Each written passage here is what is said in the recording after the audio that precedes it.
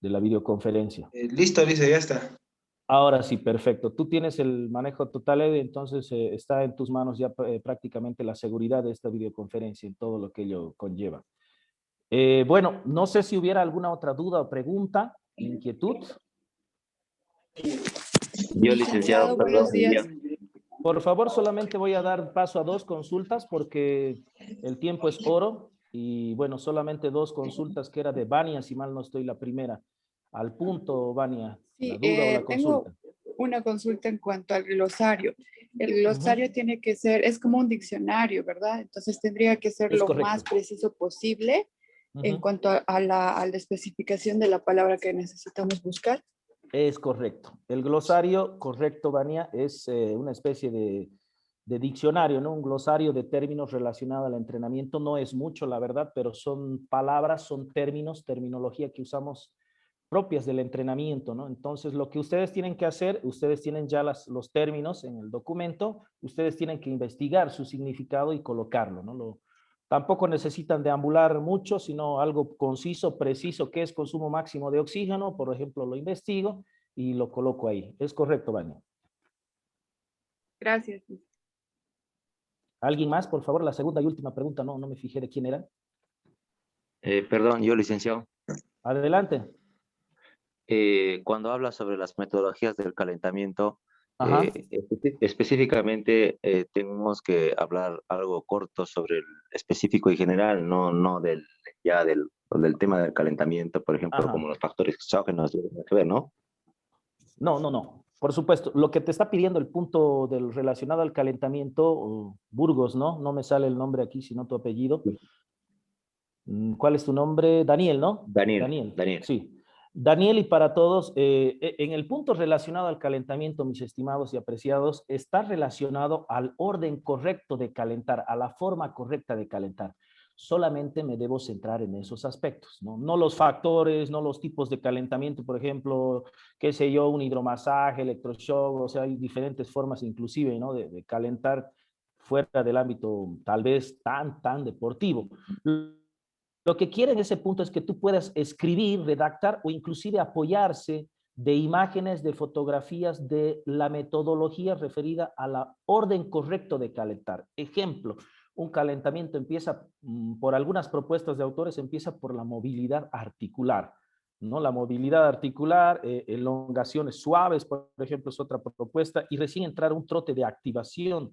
No olviden que el calentamiento, por algunos entrenadores, inclusive es denominado la entrada en calor, la calistenia, por ejemplo. Hay otro término, les decía, que manejan la activación neuromuscular, por ejemplo, ¿no?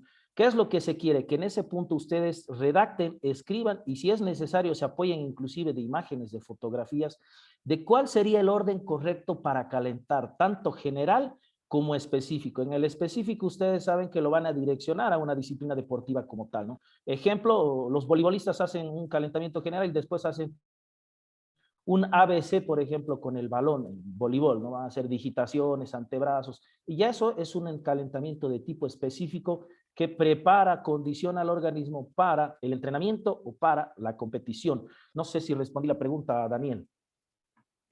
Sí, eso es lo que quería preguntar, licenciado. Solamente se centran, mis estimados, en esos aspectos, ¿ya? El orden correcto. ¿Cuál es el orden correcto? Revisen propuestas de autores. Hay algunos que empiezan, repito, directamente con trote. Hay otros que empiezan con movilidad articular, otras propuestas que nos dan movilidad articular, elongación leve, como para despertar al músculo y recién empiezan el proceso de activación muscular. Y dentro de lo que es el calentamiento, por ejemplo, para guiarlos un poquito más, el calentamiento antes de su fase final debe de terminar con ejercicios de explosividad, de sobrecarga o de sprints de velocidad cortos o de reacción. Y ya saben que el calentamiento general, por ejemplo, y el específico también va a terminar con una breve recuperación y una breve elongación del músculo, dependiendo del tipo de calentamiento, el tiempo, el clima. Eso no lo necesitan escribir, esos son factores internos y externos del calentamiento, ¿no? Bueno, con las disculpas del caso, tal vez hubieran más dudas. Yo creo que ya nos estamos acá enfocando ya directamente a la materia. Lo dejé habilitado el grupo de WhatsApp de ustedes.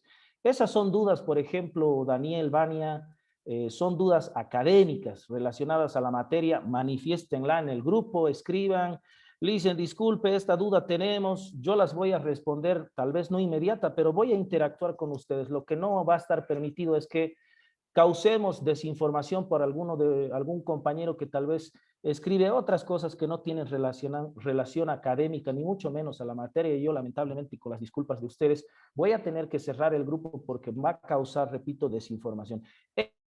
Esa es una duda académica, esa es una duda inherente al trabajo de una materia. Por ejemplo, siéntanse libres en escribirla, consultarla en el grupo y eso va a retroalimentar a todos.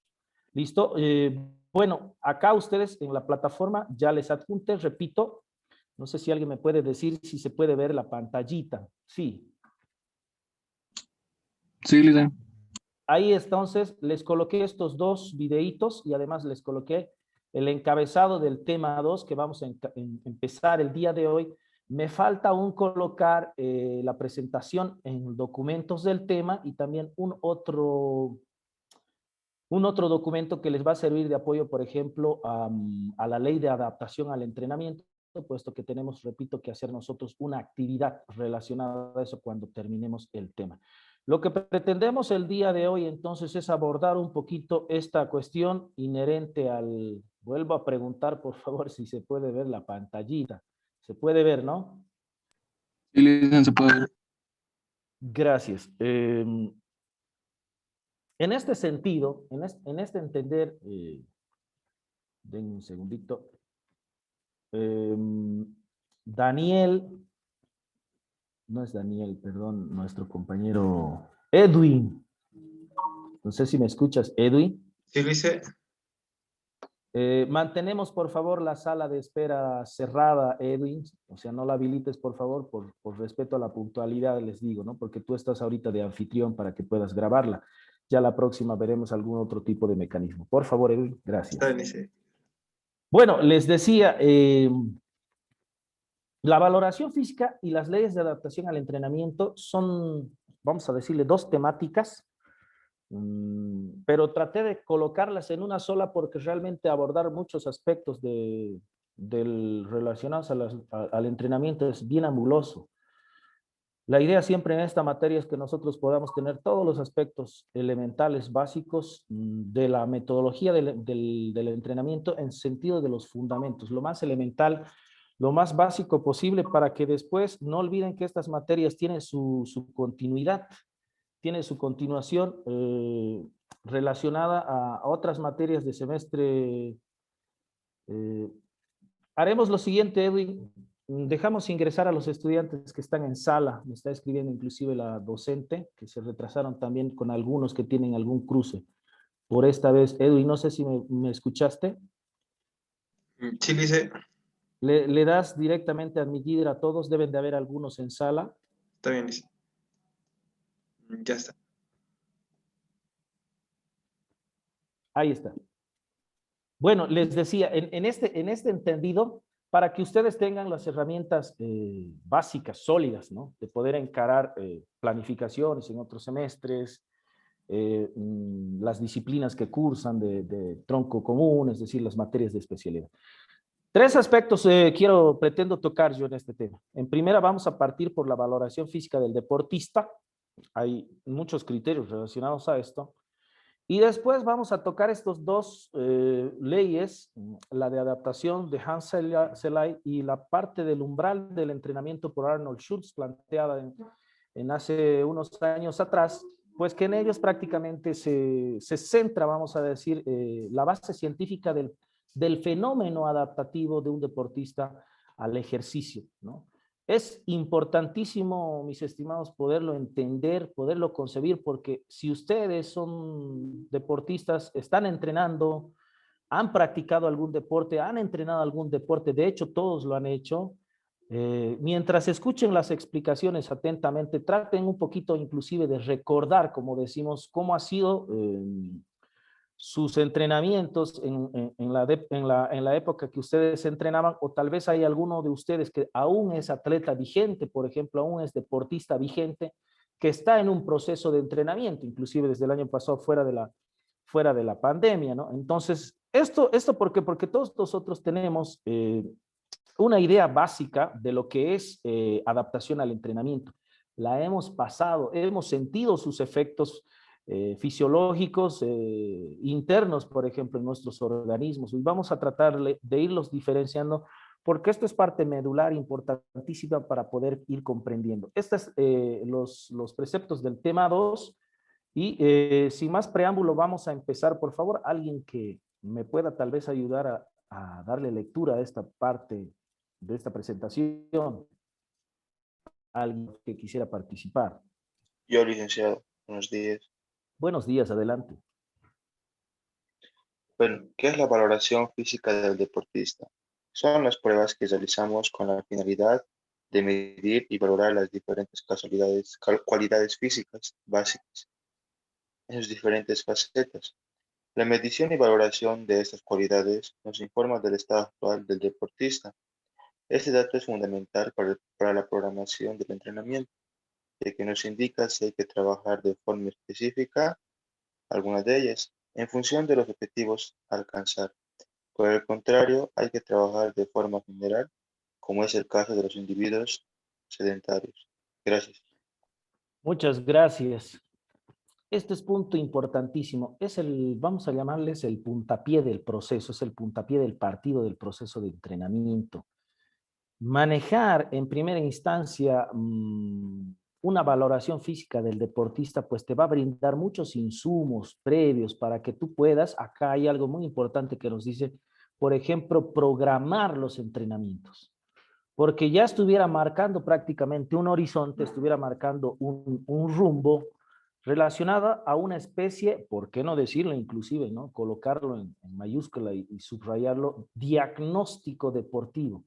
Diagnóstico físico deportivo. Todo proceso de entrenamiento, todo proceso de planificación del entrenamiento que se va a plasmar en la parte práctica, en algún club, en algún equipo o atletas, en diferentes disciplinas deportivas, porque eso es unísono para todos nosotros, siempre digo, debería partir siempre de un diagnóstico previo, ¿no? El diagnóstico, ustedes saben que es el insumo, nos brinda información, nos permite conocer algún estado que nosotros buscamos antes de empezar el proceso. En algunos clubes, por ejemplo, los deportistas pasan, por ejemplo, por una valoración médica inclusive, ¿no? Cuando, no sé, han escuchado inclusive tal vez en noticias en muchos deportes, cuando vamos a utilizar el término, es muy despectivo, ¿no? Yo digo, cuando adquiere un club algún jugador, cuando compra algún club algún jugador, pasa por una revisión médica porque el club, el equipo está haciendo una inversión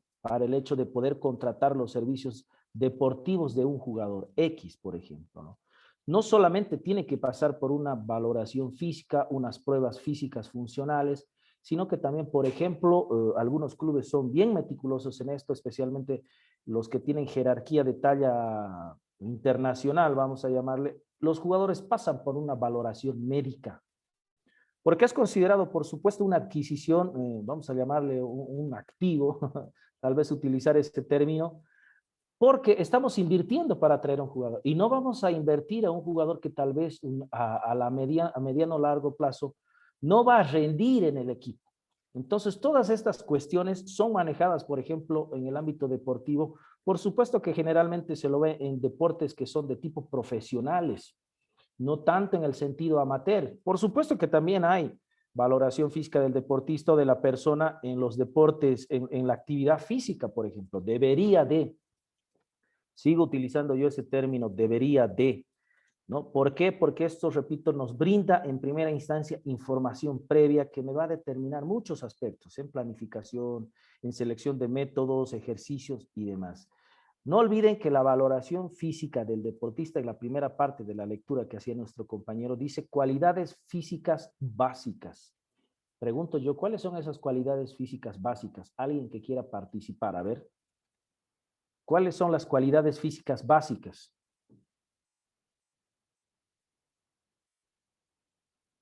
Bueno, parece que nadie quiere participar. A ver, adelante, los escucho. ¿Cuáles serían Dicen esas cualidades? Adelante. los desplazamientos, los saltos, tal vez también estaría incluido el trote ya en edades más avanzadas, ¿no? Ujú. Más o Eh, menos, Vani, más o la, menos. dicen, las cualidades sería la fuerza, la resistencia, la velocidad. Correcto. Ahora sí, muy bien. La valoración física en sentido de cualidades físicas básicas no es más que otra cosa que aplicar pruebas para determinar el grado de resistencia, velocidad, fuerza y flexibilidad, como mencioné, porque son cualidades básicas, ¿no? Les adjunté, por ejemplo, el material de apoyo. Vania, está bien el criterio que me menciona, solamente faltaba direccionarlo. Les coloqué, por ejemplo, acá un manual de pruebas para la evaluación de la forma física, ¿no? Entonces, existen muchas pruebas, enseguida la voy a explicar. En este documento, para que les pueda servir a hacer su tarea de ustedes, ya está colocado, miren, toda la metodología, los protocolos de aplicación de los test. Les va a servir. Acá está, por ejemplo, este manual se centra precisamente en estos aspectos: resistencia, fuerza, velocidad y flexibilidad. Porque en primera instancia, dentro de lo que es el aspecto deportivo, dentro de lo que es el aspecto deportivo de entrenamiento, una de las primeras cosas que hacemos, repito, es constatar el nivel físico del deportista o atleta en relación a estas 4 cualidades básicas, condicionales, como todos ustedes las conocen, ¿no? La resistencia, la fuerza, la velocidad y la flexibilidad. Ya en otro tema más adelante vamos a profundizar mucho en esto y vamos a ir analizándolas y direccionándolas en lo que se necesita, porque hay que caracterizar inclusive esa disciplina deportiva, ¿no? Si yo hablo, por ejemplo, de la prueba de 100, 200 metros planos en el atletismo, la dirección de la capacidad ya es determinante. Quiere decir que lo que más hay que entrenar, en otras palabras, por supuesto, que es la velocidad del deportista. Pero si te centras, por ejemplo, en un deporte de conjunto, el fútbol, estas 4 capacidades son indispensables. Se necesita de resistencia, de fuerza, etcétera, ¿no? En primera instancia, por favor, el micrófono está abierto para todos ustedes que quieran preguntar, participar, opinar o tal vez emitir sus propios criterios. Siéntanse libres, no interrumpen más, al contrario, la clase, la charla se hace amena. Esto es en primera instancia, ¿no? ¿No? Dice la medición y valoración. Estas pruebas nos van a dar a nosotros un insumo, datos fidedignos. Son, bueno, no fidedignos, pero tienen su margen de error porque son generalmente pruebas indirectas que enseguida voy a ir explicando. Si alguien tiene algunas dudas o consultas, por favor, hágamelas saber inmediatamente o participe. ¿En qué momento se recomienda? Y esto está direccionado, por ejemplo, al tema del control del rendimiento, ¿no? El control del rendimiento que alguna vez les mencionaba que, bueno, ¿cómo constato que X atleta o jugador está pues, en rendimiento, ¿no? Uno de los mecanismos que se usa, por ejemplo, les decía, es la estadística, ¿no? El cálculo, por ejemplo, de estadísticos relacionados a disciplina deportiva. En otros deportes utilizamos los récords, las marcas, cuánto está haciendo, qué tiempo está haciendo, para ver si el rendimiento ha mejorado, se mantiene o está bajando el rendimiento de ese atleta, de ese deportista, por ejemplo. En los deportes de equipo es un tantito diferente. Utilizamos otro tipo de instrumentos, vamos a decirle, de indicadores, cantidad de goles, por ejemplo, por partido de un delantero, estadísticas, tiros encestados, etcétera. O sea, habría que, no sé, recaer mucho más específicamente en la disciplina deportiva en la cual se está hablando de ese control de rendimiento. Evidentemente, el nombre ya nos da la idea inicial, controlar, ¿no? Si ha aumentado, si se mantiene, pero en el tema físico de control de las cualidades, mediante test físicos, pruebas físicas, las hacemos generalmente, se recomienda que se hagan estos 3 momentos dentro de lo que es un proceso. Esto es inherente a la actividad física, por supuesto que es inherente también a la actividad física. Por ejemplo, cuando las personas acuden a hacer actividad física en gimnasios, en diferentes modalidades, por ejemplo, en un gimnasio, cuando acuden, por ejemplo, a hacer trotes en las noches, es decir, hacen actividad física como tal sin fin competitivo, sino por un tema, como ustedes saben, la actividad física marca en relación a la salud y el bienestar físico corporal de la persona. no está yendo a trotar o a hacer musculación para competir, está yendo por un tema de salud, de actividad física, de cuestión estética, de bienestar físico y mental consigo mismo la persona, ¿no? También se recomienda que se los realice, por supuesto, ¿no? En estos 3 momentos, al inicio, cuando se empieza el proceso, durante el proceso también en algún momento se recomienda hacerlo, especialmente cuando hablamos del tema deportivo, de entrenamiento. Generalmente este control se lo va a hacer antes de la competición. Antes de la competición, 1 o 2 semanas antes, ya debo de constatar, ¿no? Y también nos recomienda que lo hagamos al final, cuando pasamos todo el proceso de planificación, el deportista entrenó, participó, etcétera, se obtuvieron o no los resultados, hay que hacer una valoración de todo el proceso, y pues también nos recomienda que lo hagamos al final.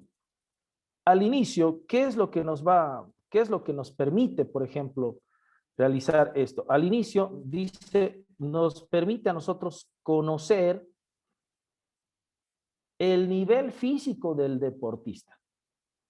Bueno, tiene 4 capacidades, pero aeróbicamente, ¿cómo está? ¿Cómo está con el tema de la fuerza? ¿Cómo está con la velocidad? ¿Cuánto tiempo está haciendo? ¿Cuál es más o menos la fuerza que él manifiesta? Y habrá que seleccionar, más adelante tienen ustedes, les decía, este tipo de trabajo. Habrá que seleccionar la prueba, el test físico, porque hay muchos que me permiten a mí diagnosticar, repito, el nivel del estado físico en relación a esa cualidad. Como segundo punto dice, nos permite conocer sus posibilidades y limitaciones. Generalmente son más posibilidades, ¿no? Las limitaciones se podrían dar, por ejemplo, cuando detectas dentro de lo que es el diagnóstico, tal vez no hay una valoración física, pero inclusive a modo de entrevista, los deportistas o los atletas nos brindan una información tal vez de algún tipo de lesión crónica que él tiene o que ella tiene, por ejemplo, ¿no? El deportista tiene, ¿no? Una lesión crónica quiere decir, como ustedes saben, que constantemente ha sufrido lesión, por ejemplo, en el cuádriceps femoral y no ha tenido el tiempo de recuperación y se hace un poquito crónico. Eso va a ser, por ejemplo, una limitante para el hecho de que ese deportista te pueda brindar una mayor información en su test físico y además tienda a mejorar en esa cualidad. Podría ser, por ejemplo, una limitación en relación a posibles lesiones pasadas que los atletas, los deportistas tuvieron en algún momento, y como ustedes saben fisiológicamente, pues cuando a la lesión no se le da el tiempo necesario de recuperación y se vuelve a hacer proceso de entrenamiento o competición, generalmente vuelve a lesionarse el mismo segmento, casi con la misma lesión, producto de que no se ha recuperado, por supuesto, en un 100% el músculo, el tendón, el ligamento, etcétera. Y esto, pues, a la larga trae una lesión crónica, como ustedes saben. No sé si tal vez alguno de ustedes ha escuchado hablar de este tema o inclusive ha sentido tal vez cuando entrenó o entrenaba o entrena esta cuestión, ¿no? De que tuve un esguince en el tobillo, por ejemplo, y no lo dejé recuperar y seguí jugando, seguí entrenando y volví a lesionarme y generalmente soy propenso. ¿Cuáles son los segmentos más afectados? Por ejemplo, en muchas disciplinas deportivas, la rodilla, como ustedes saben, es bien propensa a sufrir lesiones y si no se le da el tiempo previo, repito, se constituye, por ejemplo, una limitación. Generalmente lo detectas al inicio con el diagnóstico y los atletas lo manifiestan, los deportistas dicen, sí, he tenido lesión pasada, por ejemplo, ¿no? Que no tuviste tiempo de recuperar. Y analicemos un poquito rápido el tema sociocultural que atraviesa el deportista en nuestra ciudad, en nuestro país. Muchos de los atletas deportistas no acceden, por ejemplo, no podemos acceder a servicios de fisioterapia ideales, ¿no? Si bien algunos municipios lo tienen, por supuesto, en sus gabinetes de fisioterapia, por ejemplo, hay veces no podemos acceder o no cuentan con los equipamientos necesarios para poder recuperar a los atletas. No todos podemos tener acceso, por ejemplo, a un gabinete médico, gabinete de fisioterapia donde podamos recuperar nuestra lesión, por así decirlo, ¿no? Si alguno de ustedes tiene alguna experiencia o quisiera compartir, manifiéstela, por favor.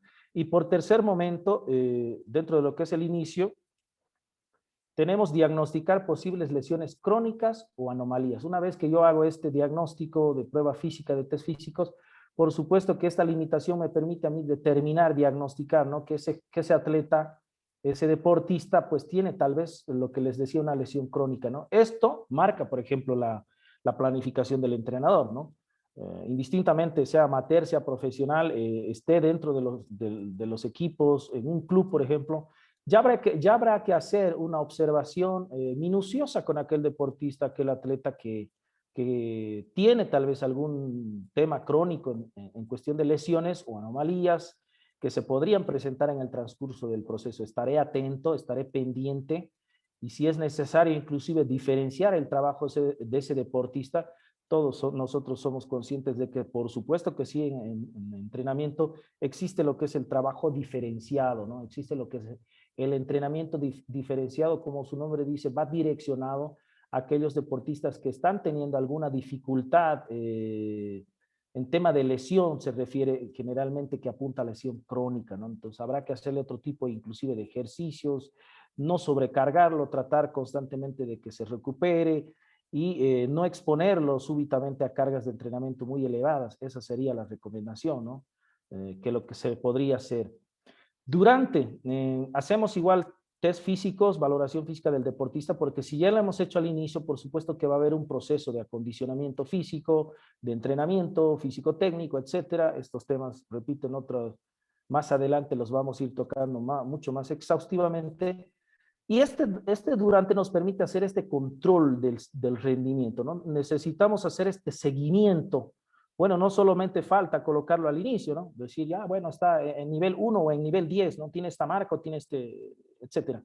Sino que después de un proceso que generalmente es pasado el periodo preparatorio, la pretemporada o durante la competición, por ejemplo, si los deportes son de equipo, que la competición es muy larga, durante el proceso, generalmente a mitades del proceso, es recomendable, no es que estoy diciendo que es obligatorio, ya dependerá del club, de los entrenadores, del tipo de criterio que tengan, por ejemplo, hacer este control. Se recomienda, por supuesto, hacer el control y el seguimiento constante del rendimiento de los deportistas, de los atletas, porque esto te da, repito, insumos, números, es cuantificable, por supuesto que sí, que evidenciamos específicamente si está teniendo o no resultados positivos la propuesta de entrenamiento que estamos haciendo nosotros como entrenadores. Quiere decir, en otras palabras, me va a brindar a mí, durante el proceso, me brinda a mí la información de que si mi metodología de entrenamiento, la propuesta que yo estoy haciendo, está teniendo resultados en mejora o no.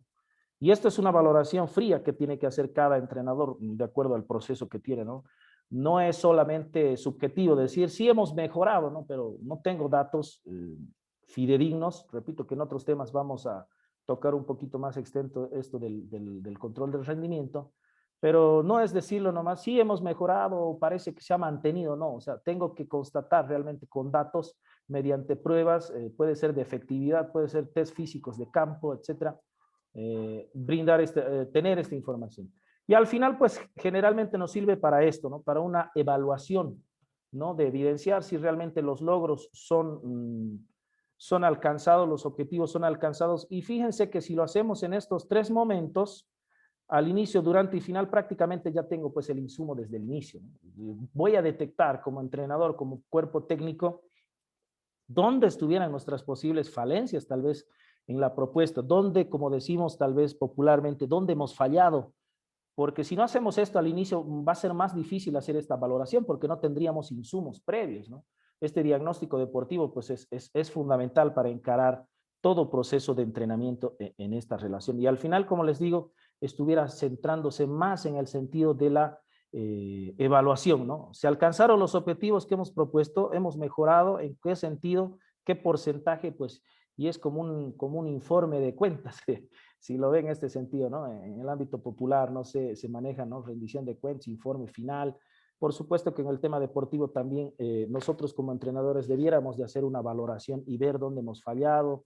¿Por qué? Porque este proceso, como ustedes saben, del entrenamiento es cíclico, ¿no? Quiere decir que la próxima gestión igual vamos a encarar otro proceso de entrenamiento con los chicos, con los jugadores, con los atletas y bueno, esto ya estamos teniendo insumos previos para poder mejorar y hacer más optimizable tu proceso.